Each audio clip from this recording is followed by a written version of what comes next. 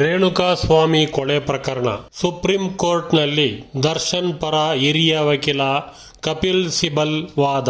ಚಿತ್ರದುರ್ಗ ರೇಣುಕಾಸ್ವಾಮಿ ಕೊಲೆ ಪ್ರಕರಣಕ್ಕೆ ಸಂಬಂಧಿಸಿದಂತೆ ನಟ ದರ್ಶನ್ ಜಾಮೀನು ಪ್ರಶ್ನಿಸಿ ಬೆಂಗಳೂರು ಪೊಲೀಸರು ಸುಪ್ರೀಂ ಕೋರ್ಟ್ನಲ್ಲಿ ಮೇಲ್ಮನವಿ ಅರ್ಜಿ ಸಲ್ಲಿಸಿದ್ದಾರೆ. ಮುಂದಿನ ತಿಂಗಳು ಈ ಅರ್ಜಿಯ ವಿಚಾರಣೆ ನಡೆಯಲಿರುವ ಹಿನ್ನೆಲೆಯಲ್ಲಿ ದರ್ಶನ್ ಅವರ ಕಾನೂನು ತಂಡ ಹಿರಿಯ ವಕೀಲ್ ಕಪಿಲ್ ಸಿಬಲ್ ಅವರನ್ನು ಸಂಪರ್ಕಿಸಿದೆ ಎನ್ನಲಾಗಿದೆ. ಮಾರ್ಚ್ 18ರಂದು ಸುಪ್ರೀಂ ಕೋರ್ಟ್ನಲ್ಲಿ ಮೇಲ್ಮನವಿ ವಿಚಾರಣೆ ನಡೆಯಲಿದೆ. ಹೈಕೋರ್ಟ್ನಲ್ಲಿ ಗೆಲುವು ಪಡೆದಂತೆ ಸುಪ್ರೀಂ ಕೋರ್ಟ್ನಲ್ಲಿಯೂ ಗೆಲುವು ಪಡೆಯಲು ಖ್ಯಾತ ಹಿರಿಯ ವಕೀಲ ಕಪಿಲ್ ಸಿಬಲ್ ಅವರನ್ನು ದರ್ಶನ್ ಕುಟುಂಬದವರು ನೇಮಿಸಿಕೊಂಡಿದ್ದಾರೆ ಎಂದು ಮೂಲಗಳಿಂದ ತಿಳಿದು ಬಂದಿದೆ. ದರ್ಶನ್ ಕುಟುಂಬ ಕಪಿಲ್ ಸಿಬಲ್ ಅವರನ್ನು ಭೇಟಿಯಾಗಿದ್ದು ಹೈಕೋರ್ಟ್ನಲ್ಲಿ ನಡೆದ ವಾದ ಪ್ರತಿವಾದ ಹಾಗೂ ಪ್ರಕರಣದ ಸಮಗ್ರ ಮಾಹಿತಿಯನ್ನು ಅವರಿಗೆ ನೀಡಲಾಗಿದೆ ಎನ್ನಲಾಗಿದೆ.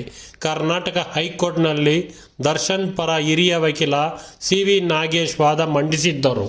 ಬೆಂಗಳೂರು ಡ್ರಗ್ಸ್ ಓವರ್ ಡೋಸ್ನಿಂದ ಇಬ್ಬರ ಸಾವು. ನಗರದ ಹೊರವಲಯ ಆನೇಕಲ್ನಲ್ಲಿ ಇಬ್ಬರು ಯುವಕರು ಅನುಮಾನಾಸ್ಪದವಾಗಿ ಸಾವನ್ನಪ್ಪಿದ್ದು ಡ್ರಗ್ಸ್ ಓವರ್ ಡೋಸ್ನಿಂದ ಮೃತಪಟ್ಟಿರುವ ಅನುಮಾನ ವ್ಯಕ್ತವಾಗಿದೆ. ಸೋಮವಾರ ಸೂರ್ಯನಗರ ಪೊಲೀಸ್ ಠಾಣಾ ವ್ಯಾಪ್ತಿಯ ಬೊಮ್ಮಸಂದ್ರ ಬಳಿಯ ಯರಂಡಹಳ್ಳಿಯಲ್ಲಿ ಮಾದಕ ದ್ರವ್ಯ ಸೇವನೆಯ ಶಂಕಿತ ಪ್ರಕರಣದಲ್ಲಿ ಇಬ್ಬರು ಕಾರ್ಖಾನೆ ಕಾರ್ಮಿಕರು ಸಾವನ್ನಪ್ಪಿದ್ದಾರೆ.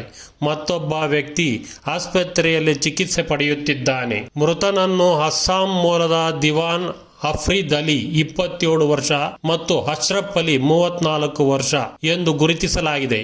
ಬೆಂಗಳೂರು LLB ಪರೀಕ್ಷೆ ಪ್ರಶ್ನೆ ಪತ್ರಿಕೆ ಸೋರಿಕೆ, ಉಪ ಪ್ರಾಂಶುಪಾಲ ಸೇರಿ 3 ಬಂಧನ. ಕರ್ನಾಟಕ ರಾಜ್ಯ ಕಾನೂನು ವಿಶ್ವವಿದ್ಯಾಲಯದ LLB ಕಾನೂನು ಪ್ರಶ್ನೆ ಪತ್ರಿಕೆಯನ್ನು ಸಾಮಾಜಿಕ ಮಾಧ್ಯಮದಲ್ಲಿ ಸೋರಿಕೆ ಮಾಡಿದ ಆರೋಪದ ಮೇಲೆ 3 ಸೈಬರ್ ಅಪರಾಧ ಪೊಲೀಸರು ಬಂಧಿಸಿದ್ದಾರೆ. ಕೋಲಾರ ಜಿಲ್ಲೆಯ ಬಸವಶ್ರೀ ಕಾನೂನು ಕಾಲೇಜಿನ ಉಪ ಪ್ರಾಂಶುಪಾಲ ನಾಗರಾಜ್ ಅವರ ಕಾರು ಚಾಲಕನೂ ಆಗಿದ್ದ ವಿದ್ಯಾರ್ಥಿ ಜಗದೀಶ್ ಹಾಗೂ ಬಂಗಾರಪೇಟೆ ಕಾನೂನು ಕಾಲೇಜು ಒಂದರ ವಿದ್ಯಾರ್ಥಿ ವರುಣ್ ಕುಮಾರ್ ಬಂಧಿತ ಆರೋಪಿಗಳು. ಈ 3 ಆರೋಪಿಗಳು ಹಣದ ಆಸೆಗಾಗಿ ವಾಟ್ಸ್ಆಪ್ ಮತ್ತು ಟೆಲಿಗ್ರಾಮ್ ಸೇರಿದಂತೆ ಸಾಮಾಜಿಕ ಮಾಧ್ಯಮ ವೇದಿಕೆಗಳಲ್ಲಿ ಪ್ರಶ್ನೆ ಪತ್ರಿಕೆಯನ್ನು ಸೋರಿಕೆ ಮಾಡಿದ್ದಾರೆ. ಸೀಲ್ ಮಾಡಿದ ಪ್ರಶ್ನೆ ಪತ್ರಿಕೆಯನ್ನು ತೆರೆದು ಫೋಟೋ ತೆಗೆದುಕೊಂಡು ತಮ್ಮ ವಿದ್ಯಾರ್ಥಿ ವರುಣ್ ಕುಮಾರ್ ಅವರೊಂದಿಗೆ ಪ್ರಮುಖ ವಿಷಯಗಳನ್ನು ಹಂಚಿಕೊಂಡಿದ್ದಾರೆ. ಕಾಲೇಜು ಉತ್ತಮ ಫಲಿತಾಂಶಗಳನ್ನು ಗಳಿಸುವುದು ಮತ್ತು ಎಲ್ಲಾ ವಿದ್ಯಾರ್ಥಿಗಳು ಪರೀಕ್ಷೆಯಲ್ಲಿ